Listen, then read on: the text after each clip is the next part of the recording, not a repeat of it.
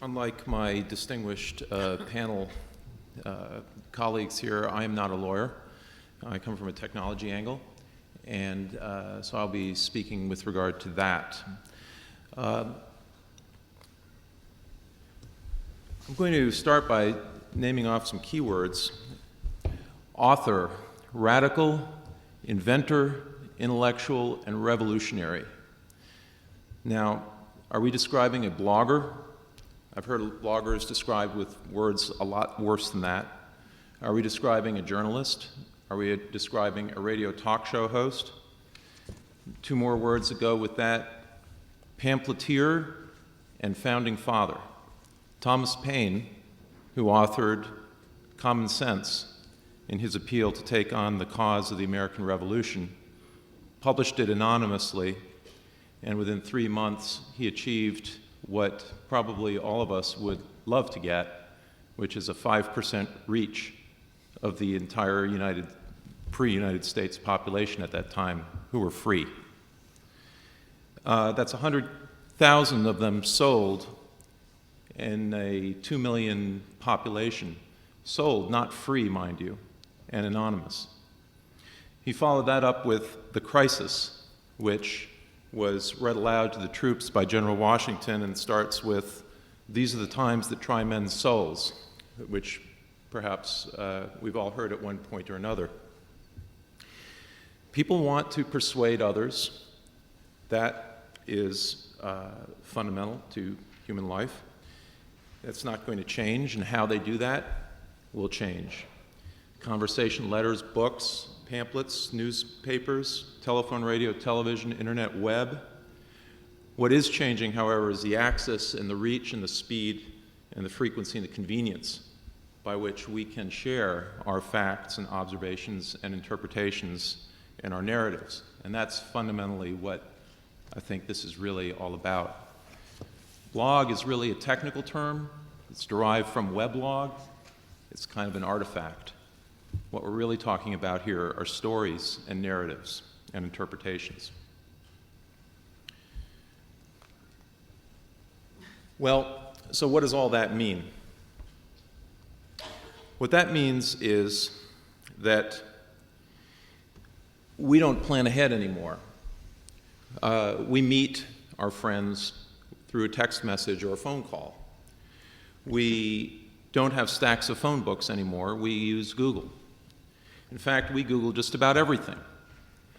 Occasionally I run into people who are afraid of Googling their own names. And of course we use other resources on the web.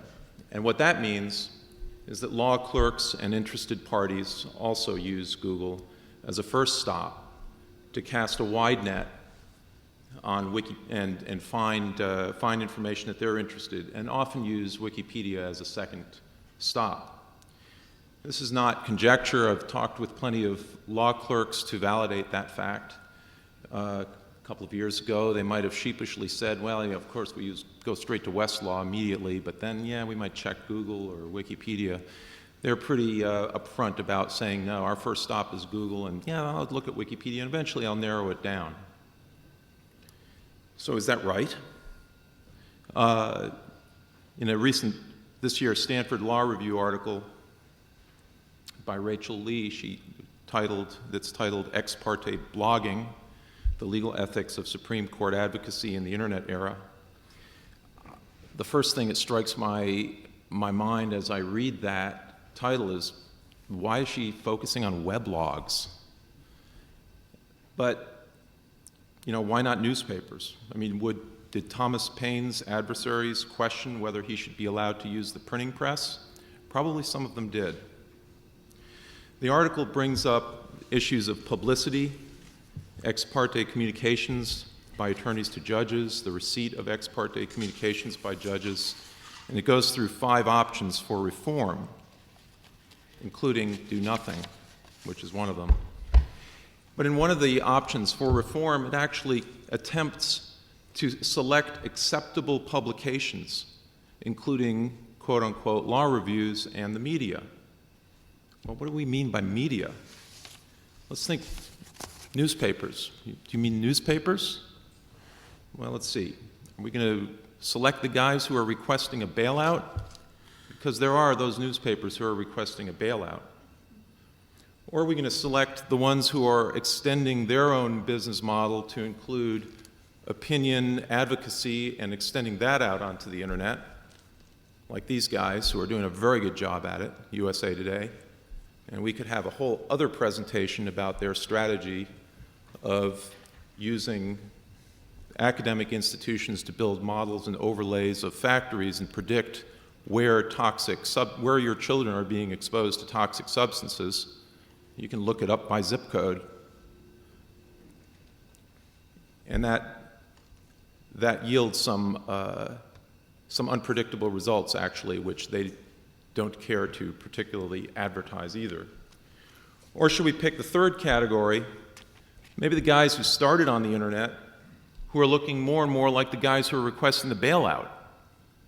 So I picked this up recently, and I was actually pleasantly surprised recently to find that you can pick up newspaper copies, what looks like a newspaper. I mean, this looks like a newspaper insert. Unfortunately, I didn't get the actual newspaper this time around. This is Politico. Started as a blog. Now they distribute newspapers for free. Well, that kind of looks like something I would get out of the New York Times, doesn't it? But they're not asking for a bailout. Maybe the answer, rather than coming up with some contrived reform methods, is to ask a judge. I did just that yesterday, several of them, as a matter of fact. And the one answer that I found, well, I got a lot of interesting answers actually, but one that really actually answered the question is when I asked, well, how do you use the internet? It depends. Am I doing fact research or am I doing academic research? If this is the case, I look at the facts. I'm duty-bound to do that. If I'm doing academic research, I'm going to look at everything I can get my hands on because I'm forming an opinion. And maybe the answer is that all of these communication means and how they get managed is a matter of decision by the judge. Now, I have a question for the judges in this room. On the right is last night's screenshot of Google, who's celebrating the Seagar, I think, who's the guy who developed Popeye. And I've got number 1, number 2, number 3 labeled up there. And the question I have is, when you are looking for information on the internet, where do you put your request? Number 1 or number 2 or number 3? How many of you put it where the number 1 is? A couple. How about the number 2, which is over on that upper right-hand corner? Okay, a couple more.